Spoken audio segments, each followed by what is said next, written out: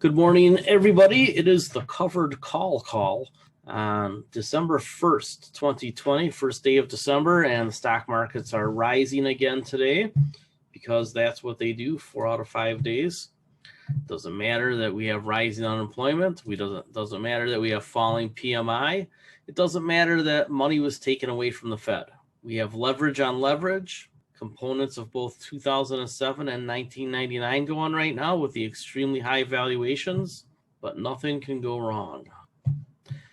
So we're going to talk about stocks that people are asking about today. So it'll be largely a question and answer, and then I have a few things that I'll cover. I'm going to start with 2 stocks that I added to the growth list last week. So I worked out the chart for Sirius, and I think it's very close to the buy zone. If you take a look at it, going back to 2018, it is pretty clear that there's massive support right in this $6 price range. So I think that you can buy the stock right now, but I also think that you can sell a cash secured put if there's any money in it. And I looked, and there isn't really. So I wanted to discuss what it means when there's not a lot of premium in the calls. It means 2 things. One, that there's not a lot of risk, but it also means there's not a lot of speculation. So the stock hasn't exactly caught the public interest eye, because if you take a look, the $7 call for January costs almost nothing. Interestingly, there's a pretty good position there. So that either means that there was a pretty big investor or group of investors that were buying the calls or have been buying the calls. So there's not a lot of premium in this. So there's a couple of things here. I don't think I want to be a seller of any calls on Sirius. But it's interesting to me that these calls for January at $7 cost almost nothing. So if you're a speculator, you probably could buy a couple of calls here with, like a fraction of a percent of your portfolio, with the idea that Sirius might jump $1 or 2 when Howard Stern makes his announcement, and maybe he already did. But just on the idea that this catches traction, because this is a great company. Their revenues are going to go through the roof. So what I suggest you do is check the earnings date, check when they expect Howard Stern to make his announcement, and you might want to speculate on Sirius. You might want to go another month out, because I think this stock's going to start moving sometime next year. If you want to sell a cash secured put, you flip over to this side and you see that you can only get about 65 cents maybe for the $7 put, nothing for the $6 put. So this is a stock that, despite pretty good volume and open interest, there's no premium in it. So there's not a lot to do. When there's not a lot of premium, you should really pretty much ask yourself if you should be a buyer instead of a seller. If we flip over to MP, I don't know that there's even an option market on this yet. There's a small option market, trading at 20, so it's come down a bit since we talked about it. And we first talked about this when it was 11, and it was going by FVAC. So you can get $1.70 for the 1750 call for January. Here's why I think that's important. So I think that's right where the buy zone is. You have heavy support down here in the middle teens. You can see structurally, that's where it didn't want to really get too far away from. You got the one dip, then it came all the way back up. So if you can sell a put to get you a net price of $16, I think you're doing pretty good here. So I would take a look at these January 1750 puts. You're getting a pretty good premium there, and it aims you right into the buy zone. So let's go to some of the stocks that you guys have been asking about. So we've got Palantir. This is the secretive tech company that's been getting some attention. I don't know much about it at this point, but you've got kind of even buying all the way down here, and this is where it was a SPAC, so it got backed into. I will say this.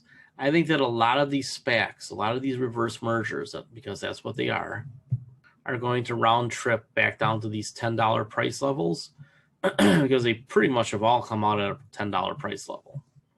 So I think it's pretty easy. And I think one of the reasons they did it is so that you can get the millennial speculator involved. right? Low price stocks. Strike it rich. Get rich quick. I think a lot of these are going to retrace all the way down to $10, $11, $12 a share. Now, I don't know if this one will. And if you take a look at the 4-hour chart, I don't know that it tells us really anything else. Is there anything else really important here? I don't think so. You know, it is basically back to where it started a couple of weeks ago. It seems to be having a step stair down. Looks like the major profit taking has occurred, and there's a little bit of weakness here before, again, big support, that $18, $19 area. Depending on where you bought this, if you bought it in here and you're all the way up here, I think I'd probably trim out about 20 or 30% of my gains, right? Representative of the price appreciation you got. If you bought it way down here, I'd probably be taking out 2/3 of my gains, at least, maybe all of my gains, then just holding what is left.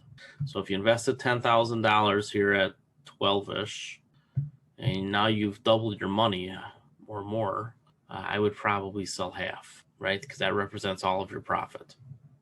So it really just depends on where you are.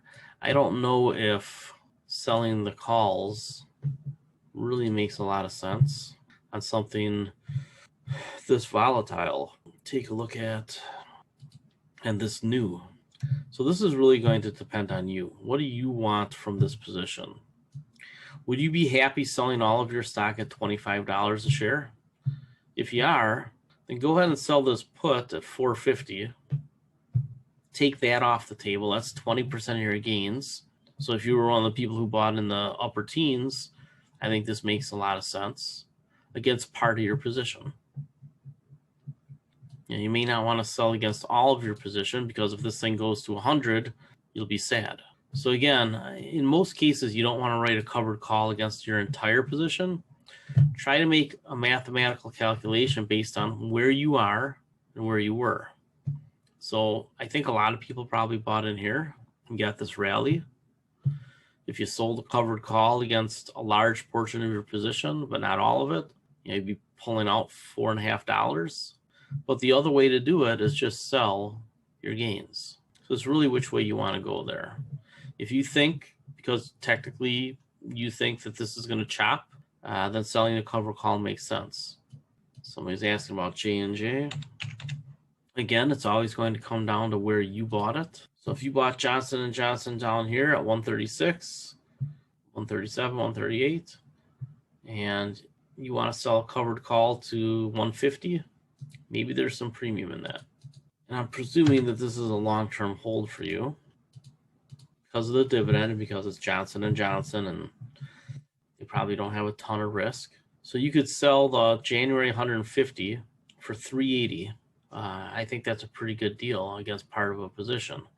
And if this goes back down into the 130s, then you turn around and buy it, right? But if it gets called away, now you're in a position where you're like, I'm just going to wait for it to fall again. Because when you take a look at the chart of Johnson & Johnson, you're going to go back a long time, and it chopped here for 3 years now, right? Last big run-up ended early 2017. And it's just been choppy. And why is that? Why has Johnson & Johnson been choppy? There's two reasons. The first reason is really easy. They're gigantic. Hard to move the needle at Johnson & Johnson. They have more likelihood of falling 30% than rising 30%, in my opinion. So somebody asked about what's the probability of that option being exercised. There's no probability. You have no way of knowing that. All you can do is take a look at the chart structure and say, well, we're near the top, so it's less likely to be called away. If you were down here writing covered calls, right, near the bottom of this range, you'd say it's more likely to be called away because you'd probably write it in here. That's why we always have to take a look at your relative strength index, right? This is right in the middle. So this is entirely, do you want to take some money out? It's entirely what it's about. My opinion, I wouldn't own Johnson & Johnson. I don't think there's any real upside. I don't think there's anything remotely revolutionary about the company. I think it's so big that it's never going to really get out of much of a trading range. and it doesn't pay a big enough dividend for me to hold it like I do with AT&T, which you take a look at Warner Media that has a tangible asset that they can sell. The thing with Johnson & Johnson is they have to develop new products. So me personally, I wouldn't own this stock in the first place. I would trim it back to a nothing position, and I would own it only through ETFs that I own, so you had a little marginal exposure. Johnson & Johnson is just not a stock I would own. So, you know, you take a look at it being at the top of a 3.5 year trading range, and you go, well, 3.5 years it's been in this trading range, and it's near the top.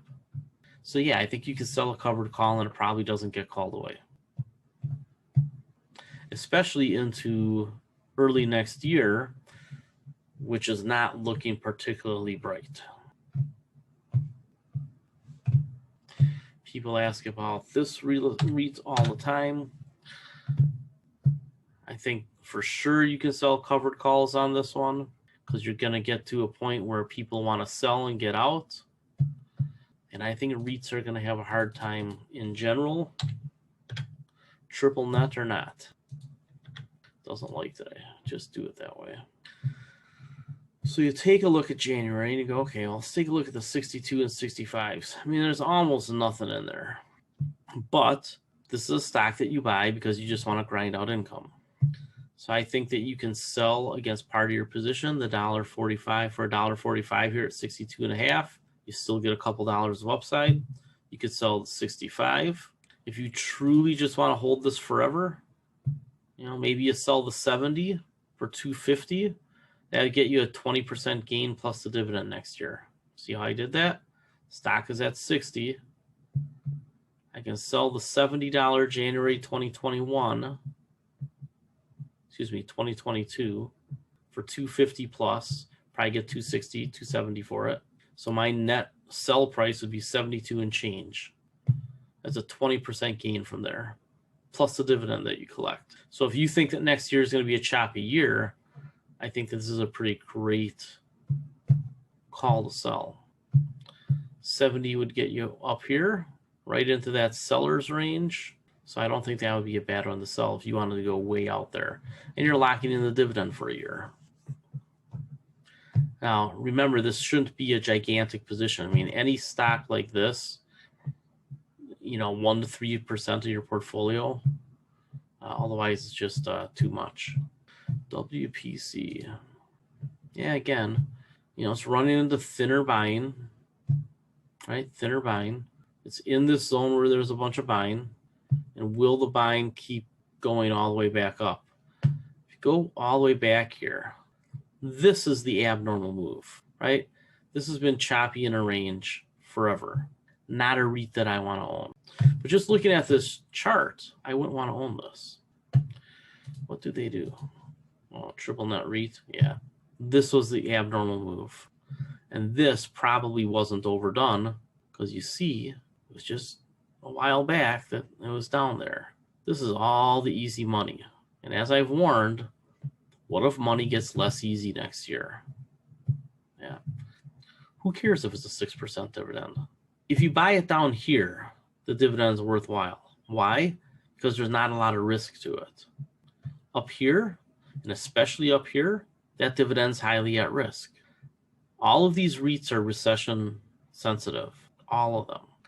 This happening again is not out of the question. It just wouldn't, you know, it wouldn't be as fast. It'd be a drift down over time.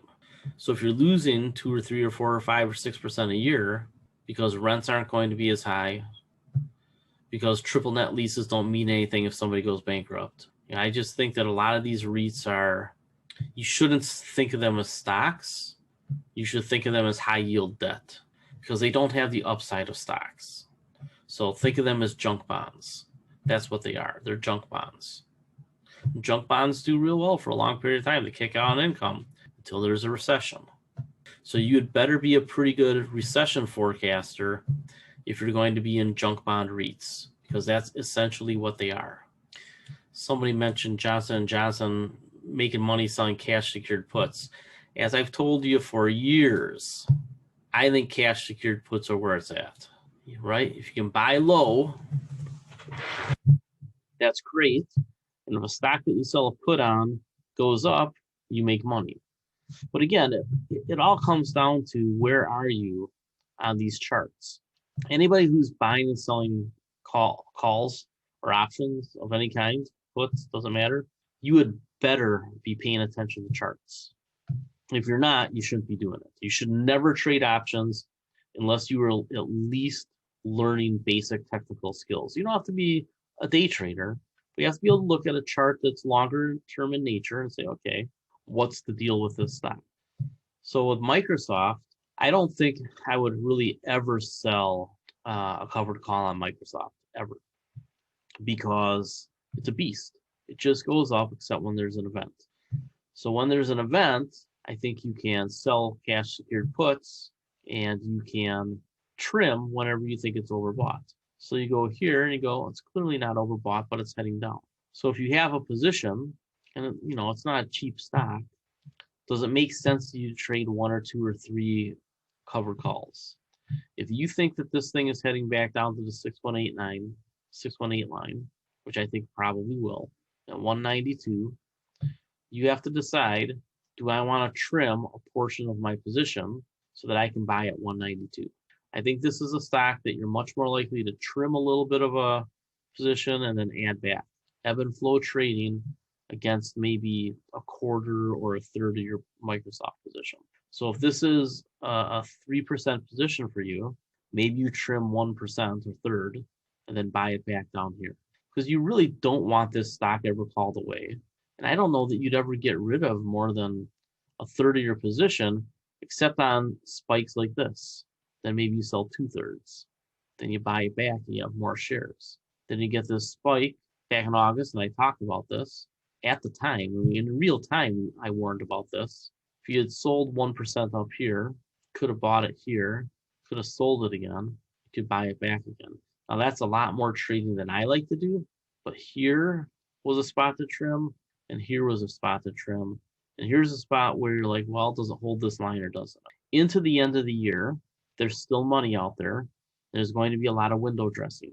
So I could see this getting pushed up a little bit into the end of the year, in which case you might want to sell it, either at the very end of the year or the first week of January, and maybe the very first trading day of January. Depends on what your tax situation is. With the Fed money going away, I'm trying to remember what day. It's not December 31st that the programs really end. It's the last day that they have the money, and that's like December 22nd or something. I saw the announcement. So the Fed's giving back a lot of that money like the third week of December. So, with Microsoft, it depends how big your position is. If you're more than 3%, trim back 3 for sure. But if you want to trim a little bit more for safety reasons, then you can buy here. I'll look. If you've got a gigantic position, 215, so you get 795. If you have a 300 share position, give or take, I could see selling one of these. It's not quite going to get you all the way down to 191, which is where we think you might be able to buy it again. Because of where these levels are, I just think this is really hard to sell covered calls on. I think you're better off trimming this one. Yeah, somebody else asked me about Vertex, and this is a company that I followed for a long time because some kids that I knew had cystic fibrosis. And this is a speculative rally on a new product, and the new product they canceled because it didn't meet efficacy and it fell off a cliff. Clearly somebody in here had the inside scoop. They knew that it was going to get canceled. So now it's coming back up. And there's a 22-year-old kid who wrote an article who said that they found a cure for cystic fibrosis, which is not true, and that they had a monopoly on cystic fibrosis business, which is not true. So the question you have to ask is this normal or is this normal? To me, it's pretty clear what's normal. This is the normal range. This is where you'd want to get into this stock if you believed that one of their new products, and they have 3 of them that look promising, are going to become big-time products. And that their cystic fibrosis franchise doesn't get infringed upon by a couple of other competitors who are right on their heels. I don't think I could buy this stock over 200. In fact, I think I would have to get it down really pretty low. This move up here is never really fulfilled, right? Look, you come all the way across and still was flirting with this price level over and over and over again. And then they got a speculative rally on the new product. You know, I don't know that I could buy this above about 170. And I think there's a pretty good chance that if one of the new products doesn't hit, you see this come all the way down to 130 something again, right? Because that's where it flirted here. The market gives you hints. So I wouldn't screw around with this one. Now, is there a $170 put out there that's worthwhile? Let's find out. So start with the prices that you think that make sense. Well, I keep doing that, don't I? So 195 put, I get $35. Are you kidding me? Oh no, that's a call. I'm sorry. $1.60. I don't think you're anywhere close to screwing around with Vertex. It's not on my list. There's nothing exciting about this stock. There are like 100 other biotechs where they have to develop something to add to what they already have. And the best write-up on here is the guy who's neutral. And I'll tell you something. I canceled my subscription to Michael Gayed. He's freaking all over the place.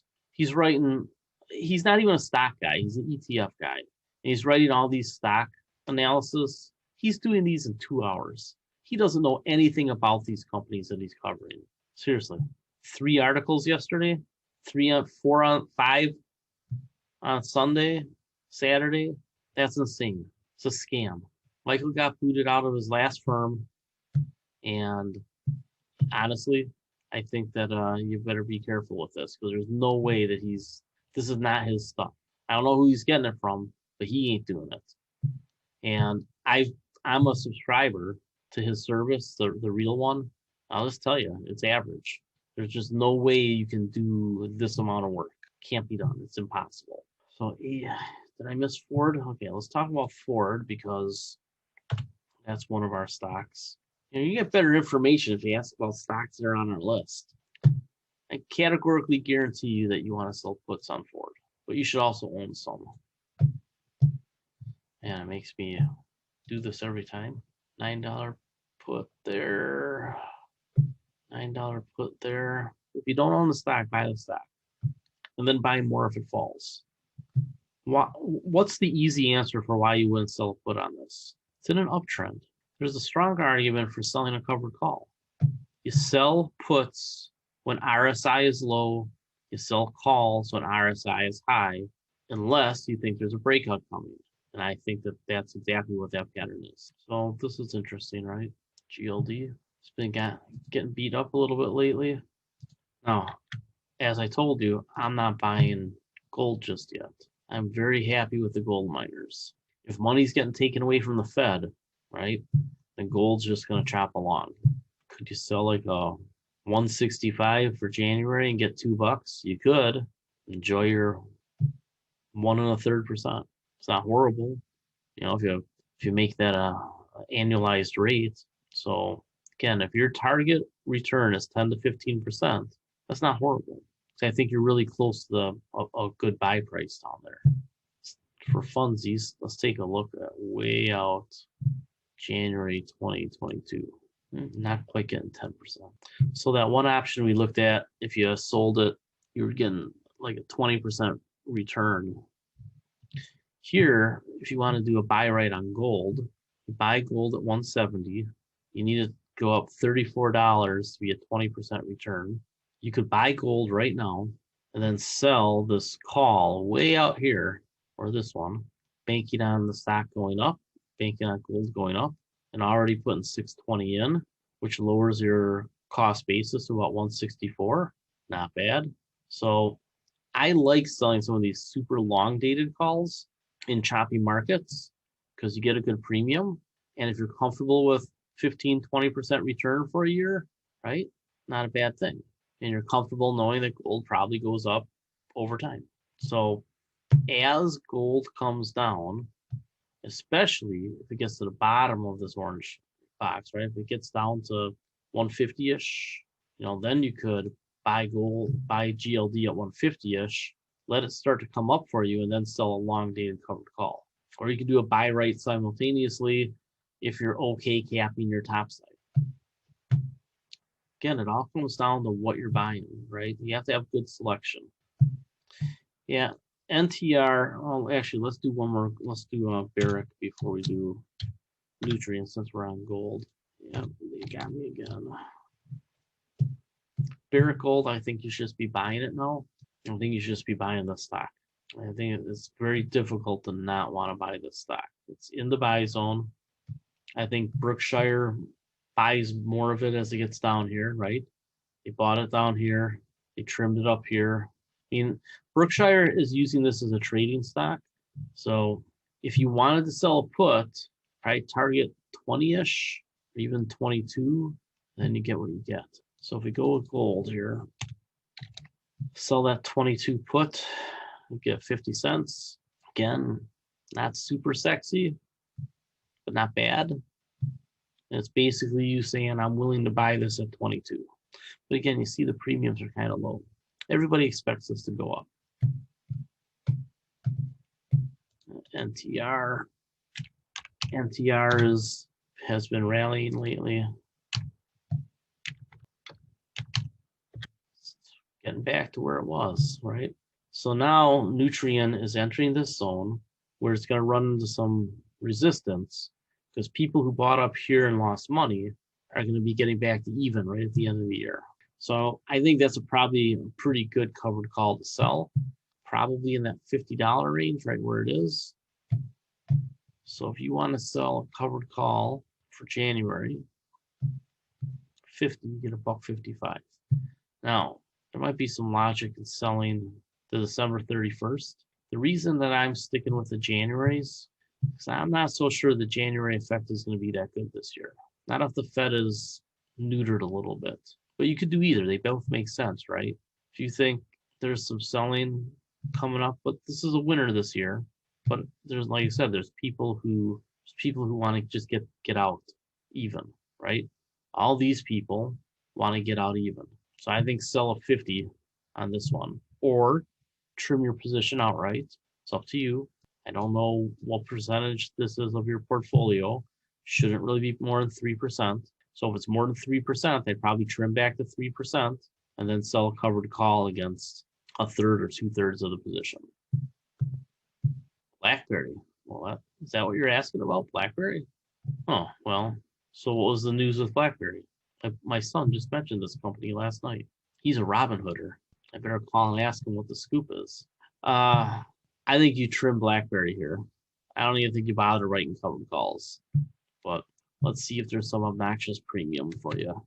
I would not buy leaps in almost anything right now. Really on nothing right now.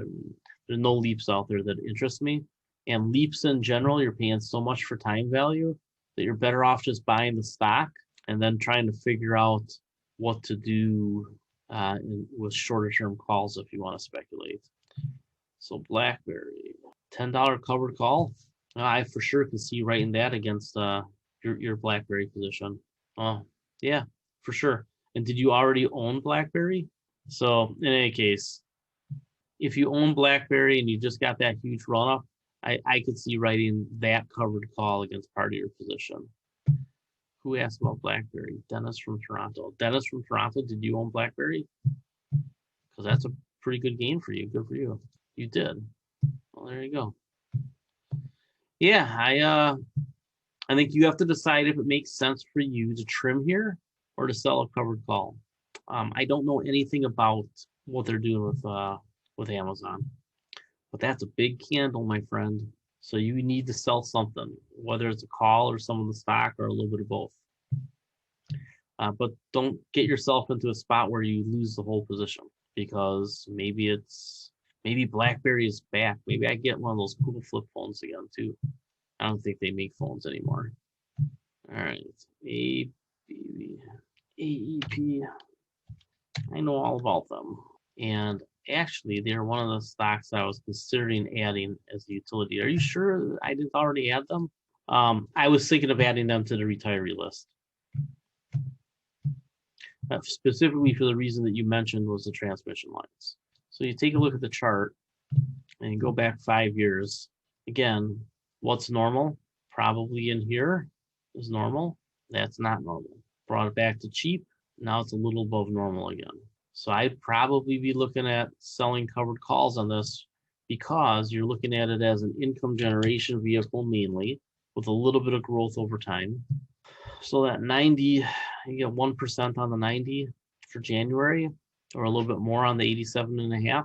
I think depending on how big your position is, right? This is not a cheap stock. So if you only, you know, if you have 150 shares, I would probably just sell a couple of shares.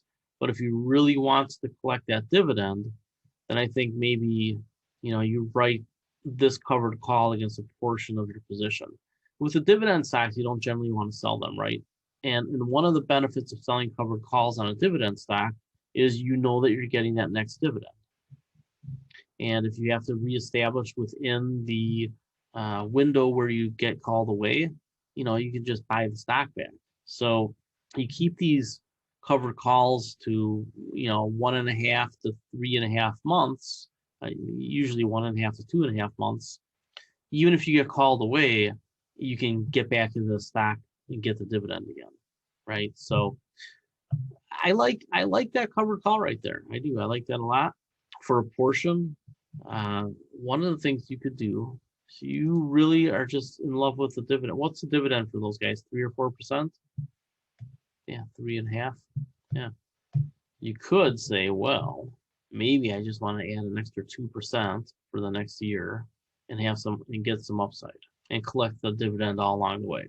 So now all of a sudden you've turned your yield from 3.5% to 5.5%, and you leave yourself a pretty good runway for upside.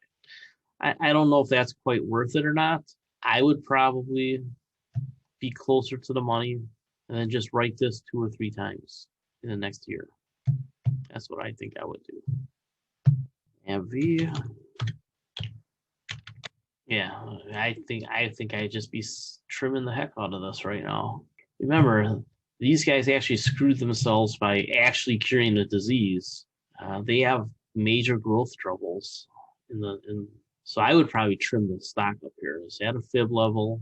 I think we can get rid of this. I don't think a lot of this 2015-16 stuff is ever coming back to us with all the money they printed. Problem is that's really where their growth trend started, right?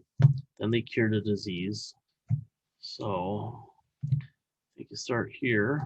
They really didn't get beat up too much at the end of 2018. Yeah, I think this probably pulls back to about 100.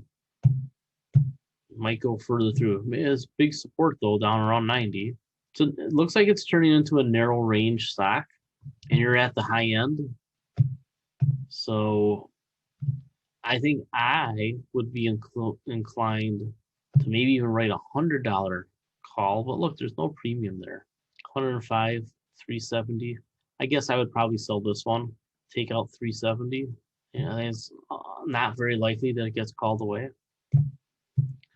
The idea would be sell puts in that 90 range or just buy the stock. If I were speculating on DVAX, well, I will tell you, I know for a fact that there is a big group that's selling DVAX right now.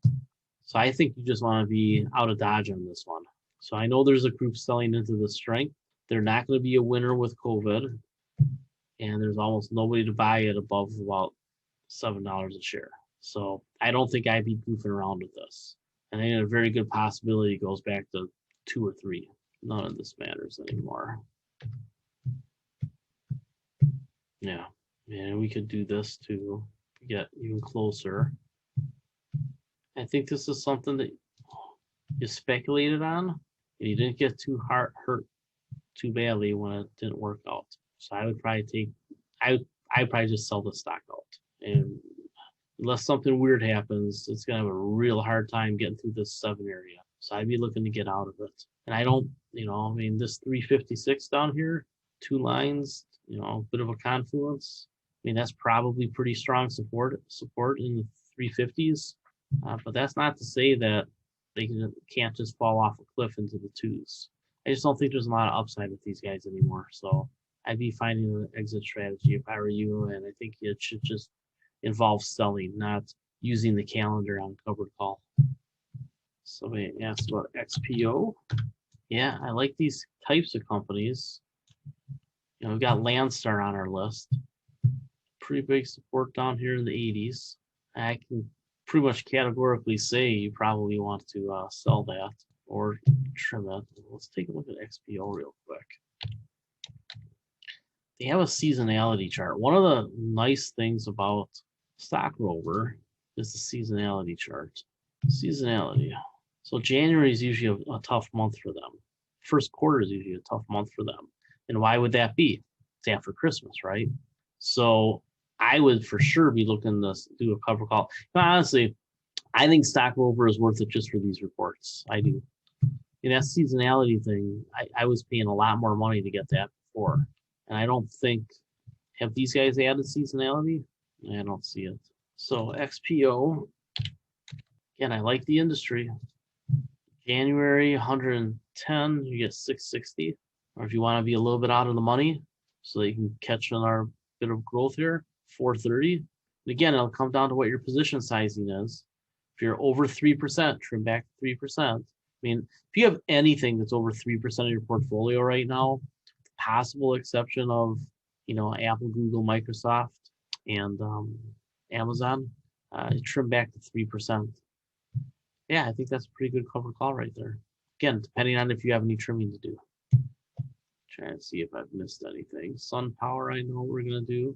So I know that Sierra just popped up.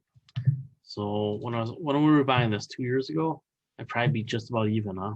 And look, this is about where we bought it to begin with. Yeah.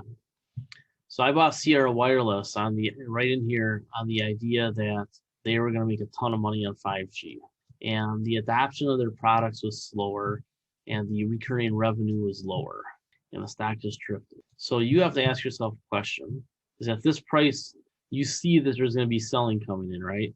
A lot of these people who took losses that bought up here, but in particular bought in here, are getting close to even. Right? There was huge buy-in right in here. So anticipate there's going to be some selling. So I think selling about a $17 put on Sierra Wireless, if you want to hold it, and I haven't kept up on these guys, so I don't know the story, if you should be holding it. $17.50, you get it 45 cents.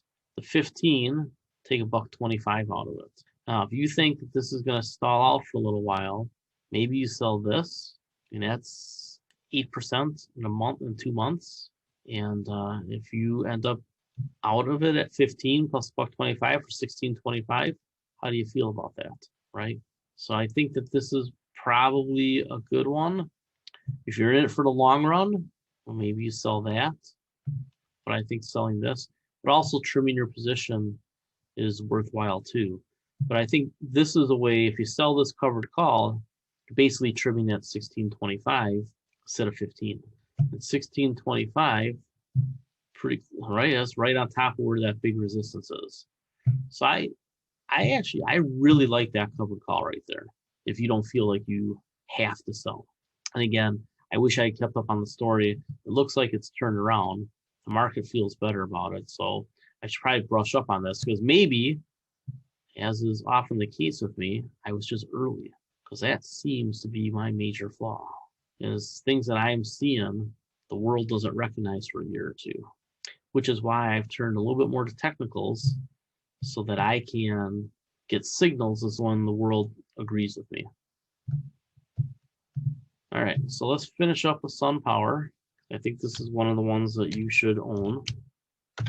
And I'm going to get rid of these really old lines because I don't know how much they're telling us anymore. If you just take a look at this, because we have these low levels in here, I think these lines are pretty legit.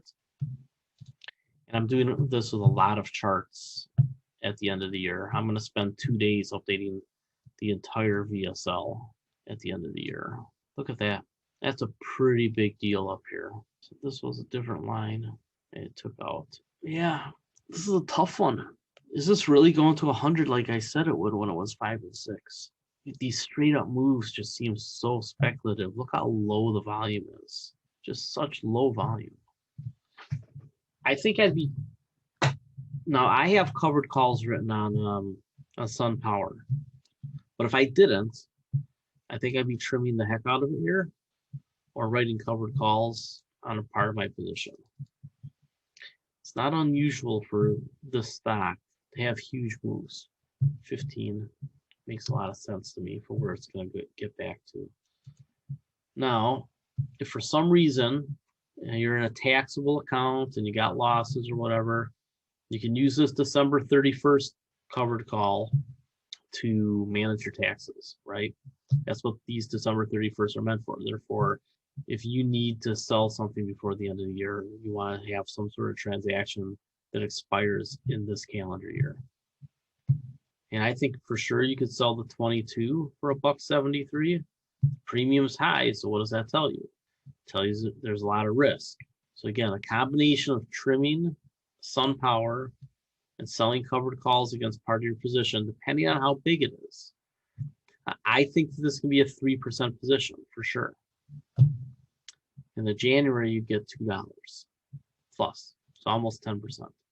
So again, I think that you can trim this back to a 3% position if it's grown beyond that. And then I think you probably write a covered call on another third of the position, maybe, give or take. As far as selling puts, I don't think there's any puts worth selling right now. If SunPower comes back down into the middle teens, I think that's when you sell cash secured puts. So we're not anywhere close to that yet. Hugely overbought. It's probably going to give it up, right? Money flow is turning over. These are weekly charts. You can't get much more overbought than this. Shaken is up there. So yeah, I think for sure take profits on SunPower. I think I'm actually going to put that in the stocks of the week that I'm going to finish up sometime today. All right, I think that is it. Yeah, so Teresa says look at the monthly chart. That's the one that actually matters. I think SunPower can get to 70. I just think it's going to take a few years. But that's parabolic as you get, right? And it's giving a little bit back today. So I'd write that covered call today. And trim a little if you had to. Yeah, I guess I should have left that in. Thank you for having me look at the monthly chart, Teresa. All right. Yeah, I mean, it's super overbought, right? That's why I'm saying I think this is a bit of a trading opportunity. And it's at the top of that candle. Oh, the pain on this one. I mean, don't sell out your position. I guess maybe at anywhere under 20, you can start selling cash secured puts. It's a tough one, right? When you think there's that much upside. Now, interestingly, just go back to Ford for a second. Take a look at a monthly chart on Ford. Ford 90, and look at where that goes to. I'm not kidding when I say Ford could be the next Tesla. I think by accident, they've done a couple of things right under the last guy, and I think that the current CEO is going to do a lot of things right on purpose. I'm going to try to interview him. We'll see if he'll pay attention to me. But if I tell him I'm going to put him in an article on Seeking Alpha, maybe he'll come on. I'm going to start doing podcasts for Seeking Alpha. So, we'll see. Yeah, I mean, and that's why I said I wouldn't sell any covered calls on these guys. It's so hard to look at this one because you think it gets so high, but you have to look at it down here, right? So the MACD is looking okay, but it probably is going to turn over here in the next few weeks. And it's getting into this area where a lot of people are going to sell, right? Because they have embedded losses. So getting through this area is going to be harder. A lot of people with losses that want to sell and get back to even. So on any pullbacks, I think you need to buy Ford, but don't let it get through up here on you because it could break out once it gets past, about 14 and jump all the way up into the 20s quickly, set new highs for this period, this 2-year period, 5-year period, whatever that is. It's a long time. So I'm going to actually I am going to try to interview this guy. I tweet him nonstop. So I encourage you to read the Barron's article on Ford. Yeah, I love Ford. I'll tell you, I think Ford is going to capture people's imagination with the F1, the Ford Mustang EV, but in particular, the F-150 EV. And the way that they're glide pathing into that with hybrids on the big vehicles, I take a look at Ford and I just think to myself, here's a stock that can go up to 100, another one that can go up to 100. All right, have a good day, everybody, and I will see you Friday. All right, thanks a lot.